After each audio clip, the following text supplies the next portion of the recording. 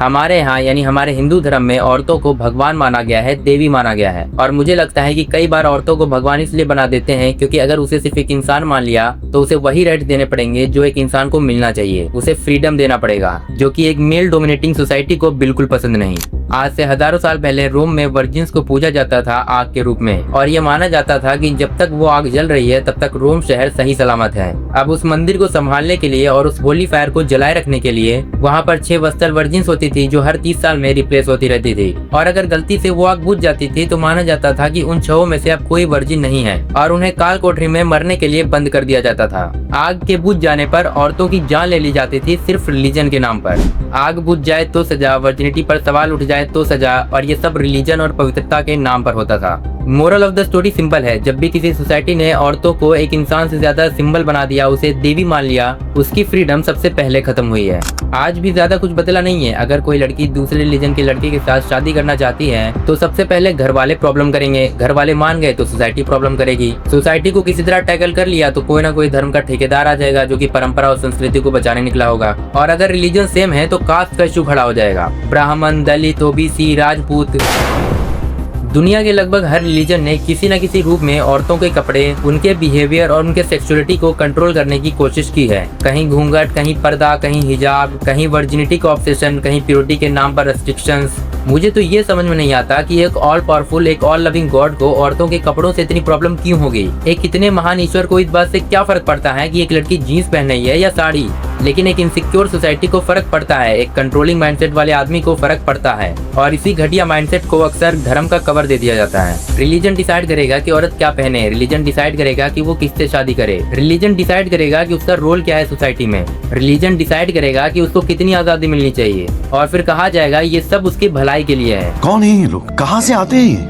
और भाई ये धर्म के ठेकेदार, इनको कोई बताओ कि पहले की औरतें स्ट्रॉन्ग नहीं थी, मजबूर थी।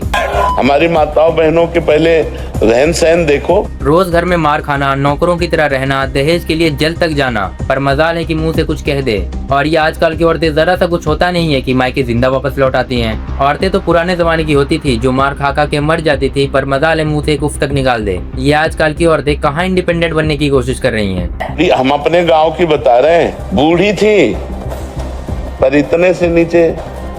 ऑफकोर्स घूंघट करने से पहले की औरतों को इज्जत मिलती थी, क्योंकि पुराना जमाना, गांव की महिलाएं ऊपर से पढ़ी लिखी भी नहीं, तो अगर वो इतना घूंघट नहीं करेगी तो इज्जत कहाँ से मिलेगी। मतलब जब घूंघट ना लेने का कोई ऑप्शन ही नहीं छोड़ा आपने तो उसे महानता नहीं, मजबूरी कहते हैं। अब पीरियड्स को ही देख लो, आज भी कई जगह औरतों को पीरियड्स के दौरान मंदिर जाने से रोका जाता है, किचन में जाने से रोका जाता है, उन्हें इम्प्योर बोला जाता है। और आयरनी देखो, जिस बायोलॉजिकल प्रोसेस की वजह से पूरी ह्यूमैनिटी एग्जिस्ट करती है, हमने उसे इम्प्योर बोल दिया। मर्दों का रिलीजन को सपोर्ट करना समझ में आता है क्योंकि हर चीज मर्दों के फेवर में है, लेकिन मुझे हमेशा से एक बात सोचने पर मजबूर करती है कि जब स्ट्रक्चर्स और परंपराएं बार बार कह रही हैं कि औरतों को किसी गार्डियन के अंदर रहना चाहिए, हर बार रिलीजन उन्हें दबा कर रखता है, फिर भी मर्दों से ज्यादा औरतें रिलीजन को मानती हैं। आप लोगों को अकल नहीं है कि सारे मजहब आपके खिलाफ हैं।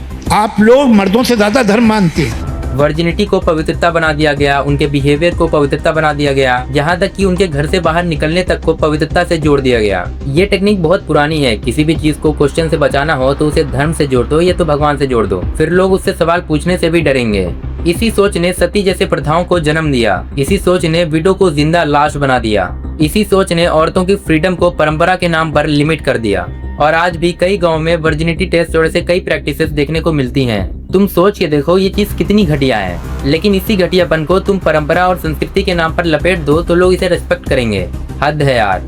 देखो, मेरा मकसद किसी धर्म को नीचा दिखाना नहीं है। मेरा बस इतना सा सवाल है कि अगर कोई आइडिया औरतों की फ्रीडम, इक्वलिटी और डिग्निटी को कम करती है तो क्या हमें उसे सिर्फ इसलिए एक्सेप्ट कर लेना चाहिए क्योंकि वो पुराना है, सदियों से चला आ रहा है, या फिर हमें उसे बदलना चाहिए, उस पर सवाल पूछना चाहिए।